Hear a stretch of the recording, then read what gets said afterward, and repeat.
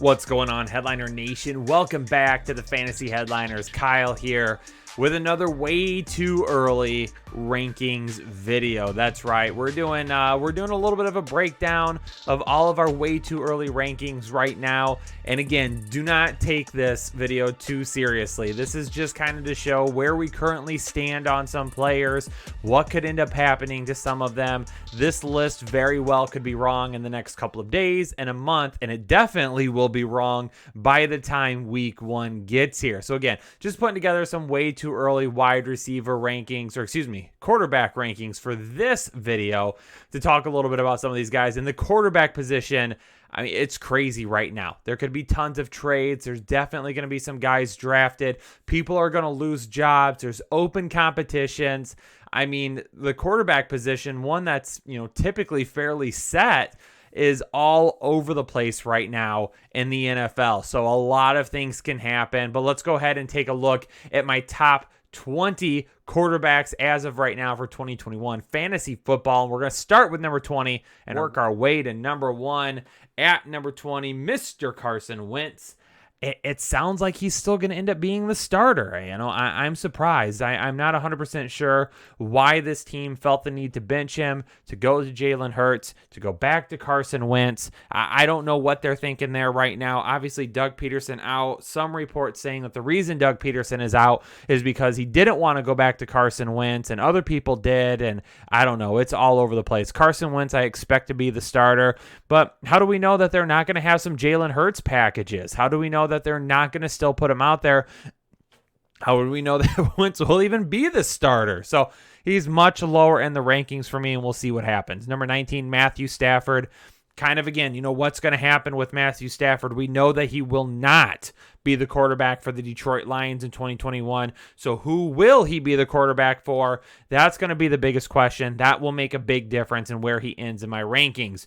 At number 18, Matt Ryan. There's still some talk that maybe Matt Ryan won't be with this team. Maybe they will try to move on from Matt Ryan. Could they end up trading Julio Jones? Is there other moves that they make? Are they going to bring in another running back to help out? The offense right now is kind of in flux there. Again, he could end up going higher, but as of right now, I got to leave him here at number 18. At number 17, Trevor Lawrence. My bet is right now is that he'll be the quarterback for the Jacksonville Jaguars. He's the one that I'm like, okay, this is where he's going to go. So I am going to put him in here. I'm not looking at any crazy top 12 season from him. I don't think you see something like we saw from Justin Herbert or Joe Burrow before he got hurt or things like that. He's not going to have quite as many options around him unless they do some work on the wide receiver free agent market. This is still a team that could be a little bit up and down. Still need to get the offensive line fully ready to go. Need to reinforce that a little bit. So Trevor Lawrence, I still think he can be a top 20 asset, though, especially in that Urban Meyer offense. And number 16, Ben Roethlisberger. It sounds like he's coming back. That's what they want him to do.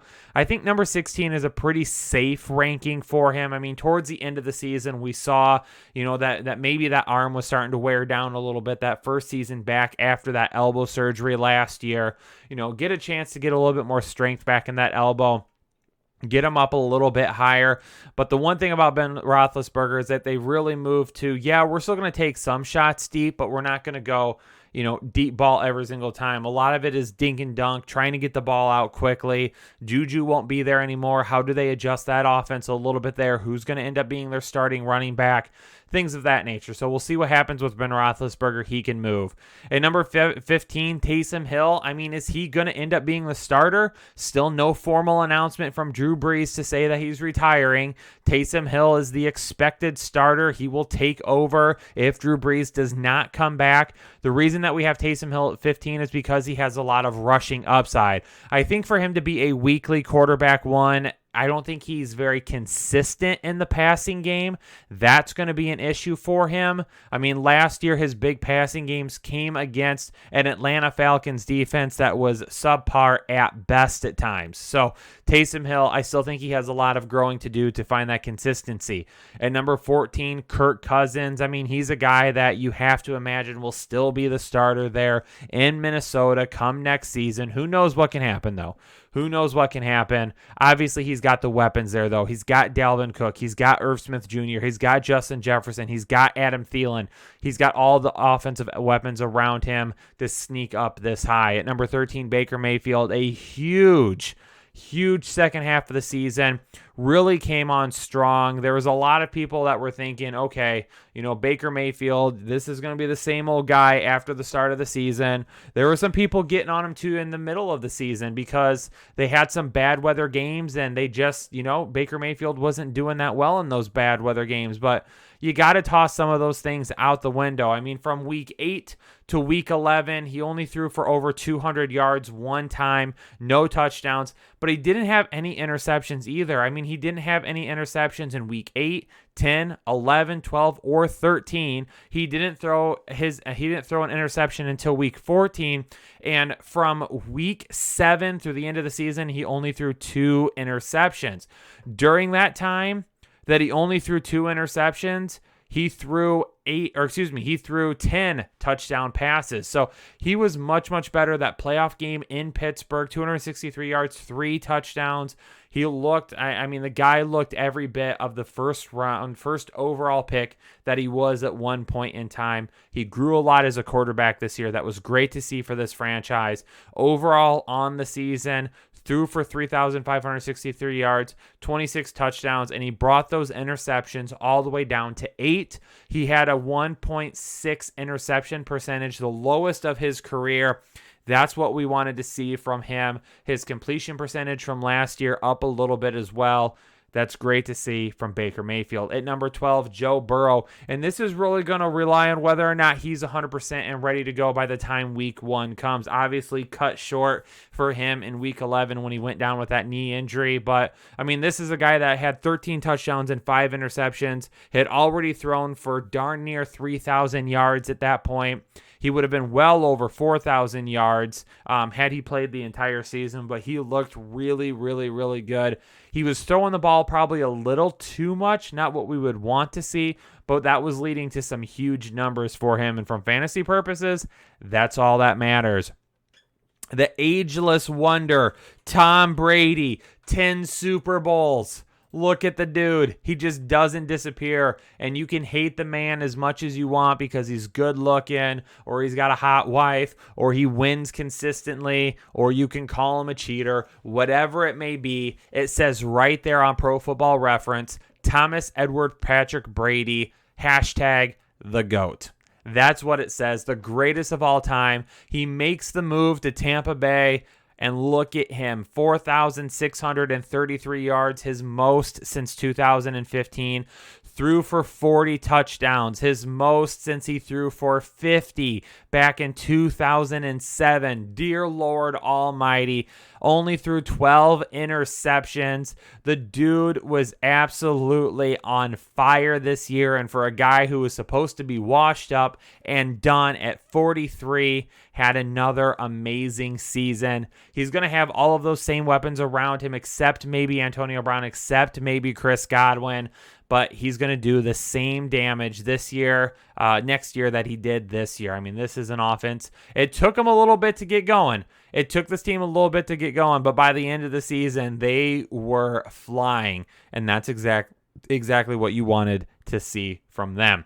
Let's hop into the top 10 now. At number 10, Ryan Tannehill. I'll tell you the one thing about Ryan Tannehill. I was rooting for the guy. I like Ryan Tannehill. This past year, I listed him as a do not draft because I was worried that he was not going to keep up with his percentages of pushing the ball down the field. But, the dude showed up this year and was just fantastic. The interception percentage, the lowest of his career, down to 1.5. Almost threw for 4,000 yards, 33 touchdowns, the most that he's thrown for in his career as well. A great season at 32. And this is a very balanced offense. Obviously, with Derrick Henry there, you've got Derrick Henry that really draws a lot of people in. And then he is able to move down the field with A.J. Brown and Corey Davis, if they can bring Corey Davis back this year on a consistent basis. So, a guy that has been absolutely fantastic and proved a lot of us wrong. He was able to go down the field with some of those deep percentages exactly like he was in 2019. At number 9, Russell Wilson. Here's the thing. Russell Wilson started out hot. This offense started out hot. I talked about it in my wide receiver rankings video. They really disappeared towards the end of the season. I mean, this was an inconsistent offense towards the end of the season.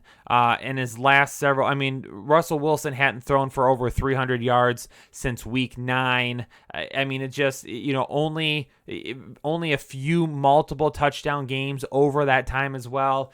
It's hard to explain why all of a sudden the guy just disappeared. I mean, the offense just wasn't playing that well. And on top of it, this is a coaching staff that has said, we want to run the football. We want to be a running team, and that could take the ball out of Russell Wilson's hands again, and that's not what I want to see. I mean, his 4,212 yards, the second most of his career. His 40 touchdowns, the most of his career. His 13 interceptions were also the most of his career, but that's all right. When you throw the ball 558 times, you're going to throw a few interceptions as well. At number 8, Justin Herbert. Man, Justin Herbert showing up this season, getting to take over in a very odd event where, Tyrod Taylor gets a lung punctured from a shot, and all of a sudden Justin Herbert has to step in week 2. And I mean, after that, it was just, let's go. Giddy up. 31 touchdowns, 10 interceptions, over 4,300 yards on the season, was consistently good throughout the year. This is an offense, and this is a guy that's going to take an even bigger step forward next year. Very excited to see what they can do. Deshaun Watson at number 7, yeah, he could go much higher, but where is he going to go? I mean, some of the talk is he goes to the New York Jets. No. Like that, he might be excited for that. As a fantasy owner, I wouldn't be, especially with what they have right now. I mean, they've got to get better weapons around him. Offensive line, a little bit better this year, but they still have some work to do. We'll see what happens with Deshaun Watson, though. We got to keep an eye on that. That's going to determine the rankings. Dak Prescott, the same thing. Is he going to end up signing back with the Dallas Cowboys? I believe so. That's why I've got him at 6. That's probably where he'll stay if he resigns with the Cowboys. If he doesn't, it might move him back a little bit. Aaron Rodgers at number 5. Just, for a minute, imagine a situation and where the Green Bay Packers decide, to draft a third-string running back, and they draft a backup quarterback, and Aaron Rodgers goes on to have an MVP-like season, throwing for almost 50 touchdowns and only 5 interceptions. Oh, wait, you don't have to imagine it because it happened.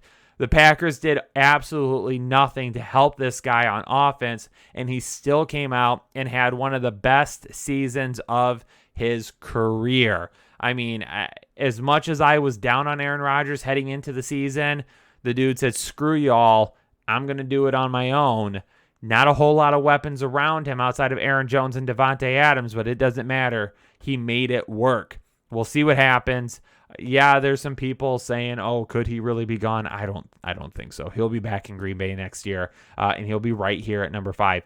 At number 4, Kyler Murray. Number 3, Josh Allen. Lamar Jackson at 2. Patrick Mahomes at 1. Now, the reason that Murray, Allen, and Jackson are over Rodgers right here is because of the upside that they have with their rushing ability. I mean, Murray was an MVP candidate for a majority of the season as well until he had that shoulder injury. That kind of messed with him a little bit as well, and kind of brought some of those second half numbers down. But, I mean, this was a guy that was just absolutely on fire to begin the year. And not only on top of that as well, I mean, he was rushing for, some games over 60 yards a game. That kind of disappeared too. And his touchdowns during the season from week 1 through week 10, there was only one game in which he didn't have a rushing touchdown.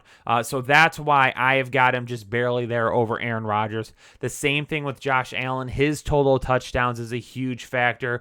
Lamar Jackson was going to be much lower in my rankings this year, but the way he played over the last several weeks of the season, when this offense really kind of got back in the groove of things, that's looking really good for next year as well. And then the man himself, Patrick Mahomes, I mean, he's the QB1 for the foreseeable future. If you're drafting anybody else as the QB1, you're doing it wrong. It's Patrick Mahomes, 100%. One of the best quarterbacks in the league. Maybe the best quarterback in the league. But there you have it, ladies and gentlemen. My top 20 way too early quarterback rankings for 2021. Again, don't take these too serious. Use them for different things. If you're looking to make some trades, if you play in a dynasty league, or you're going to be doing a startup draft, or you're just looking, to get prepared and watch some football content, these will definitely change. These will be wrong within a couple of months. We'll go back and we'll be doing rankings all off season long and lots of other content. So stick around, hit that subscribe button, become a part of Headliner Nation today, and catch everything that we're going to be doing all off season long. Because here at the Fantasy Headliners, there is no off season. Also in the comments, let me know, who's somebody that maybe you would have in the top 20, who's someone you would have higher, who's someone you would have lower. Again, don't tell me how wrong I am about something, because I will be. These lists are going to be wrong here in the near future. Just tell me maybe some guys that you would move around. And as always, if you appreciate the content, hit that like button. Headliner Nation, appreciate you all for tuning into this video. Stay safe, stay healthy, and I'll catch you on the next episode of the Fantasy Headliners.